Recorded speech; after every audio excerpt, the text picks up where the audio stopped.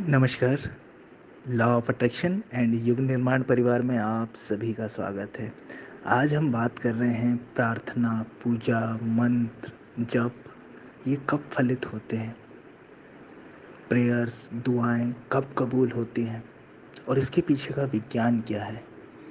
क्या कारण है कि लोग बहुत पूजा पाठ करते हैं, बहुत मंत्र जाप करते हैं, बहुत प्रार्थनाएं करते हैं, बहुत दुआएं करते हैं, प्रेयर्स करते हैं, लेकिन उनकी बात पहुंचती नहीं जहां तक पहुंचनी चाहिए। देखिए, जब भी कोई मंत्र, पूजा, प्रेयर, दुआ सिर्फ मुंह से की जाएगी, ओनली उसमें मन शामिल होगा, आपका मुंह शामिल होगा, वो कहीं नहीं जाएगी, कहीं भी नहीं जाएगी।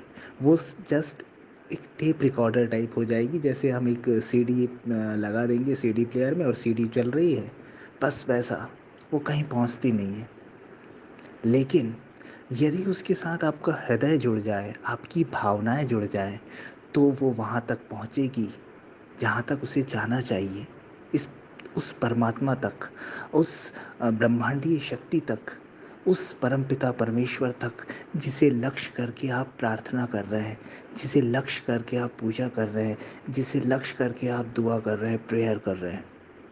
अभी हम देखते हैं लोग किसी बाबा जी से सुन लेते हैं, किसी प्रवचन में सुन लेंगे, किसी किताब में पढ़ लेंगे, टीवी में या यूट्यूब में देख लिया और बस किसी मंत्र को और प्रेयर को करने लग जाते हैं। उनमें उनका भाव नहीं जुड़ा होता है, उनमें उनकी श्रद्धा नहीं जुड़ी होती, बस सुन लिया और लग गए।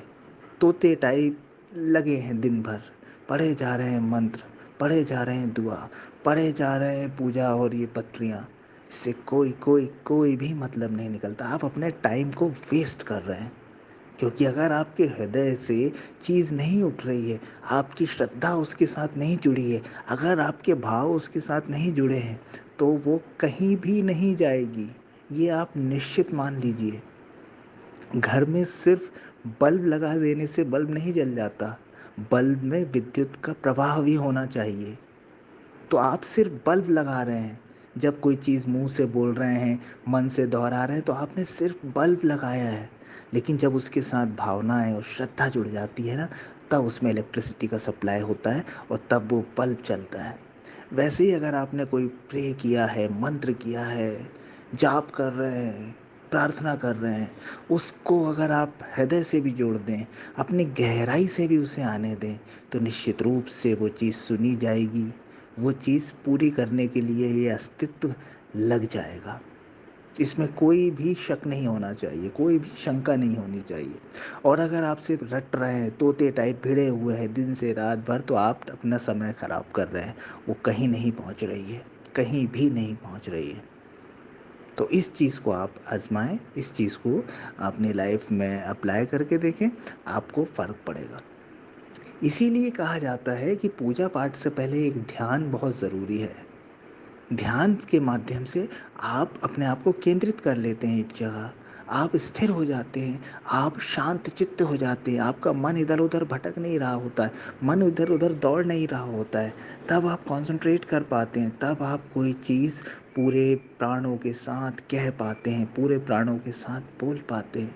इसलिए इसलिए धर्म में पहले ध्यान का महत्व बताया गया है, लेकिन लोगों ने पूजा को ही ध्यान समझ लिया है। पहले आप ध्यान करें, फिर पूजा, फिर प्रार्थना, फिर प्रेयर, फिर दुआ करें। और फिर देखिए कि आपके अंदर से ही आपको समझ में आने लगेगा कि आप कितनी गहराई से चीज़ों को बोल पा रहे हैं, कितनी गहराई से चीज़ों को आप ले पा रहे हैं। ध्यान आपके अंदर गहराई लाता है।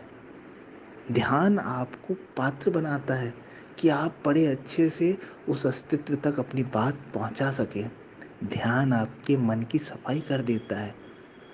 भाई, परमात्मा भी, ईश्वरी कृपा भी वहाँ उतरेगी जहाँ कुछ सफाई हो, जहाँ स्वच्छता हो।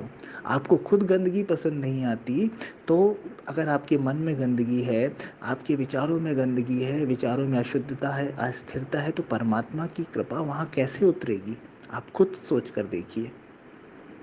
तो आज से आप दुआ करें, प्रार्थना करें, जप करें, भले ही कम करें, लेकिन भावनाओं के साथ करें। कभी कभी किसी को कोई बोल देता है कि 11 माला करो यार, 11 माला, तो उसका मन तो नहीं रहता, बस वो देख रहा है, गिनती कर रहा है, 11 माला हुई, हाँ हो गया। तो इसने अपने समय को वेस्ट कर लिया 11 माला में। एक माला करे वो, लेकिन पूरे हृदय से करे, पूरी भावनाओं से करे, तो वो 11 माला से ज़्यादा बड़ा फल उसको प्राप्त होगा। लेकिन अगर वो 1100 माला भी कर देता है और उसके भाव नहीं जुड़े हैं, उसकी श्रद्धा नहीं जुड़ी है, सिर्फ मुंह चल रहा है, मन इधर उधर भाग रहा है और मुंह से बस किए जा रहा है काम समझ के, वो उसका कुछ नहीं होने वाला है, कुछ भी भला नहीं होने वाला है। तो बस संक्षेप में मैं कहना चाहूँगा कि आप जो भी करें, छोटी से छोटी पूजा करें, बड़े से बड़ी पूजा करें, लेकिन आपके मन के साथ आपका भाव भी वहाँ जुड़ा रहे। बस इतना कर दीजिए और आप देखिए कि आपकी चीज़ आपको समझ में आएगा कि पहुँच रही है। आपको अंदर से भी शांति मिलेगी और उस चीज़ को जहाँ पहुँचना होगा, वो वहाँ तक पहुँचेगी भी निश्चित रूप से।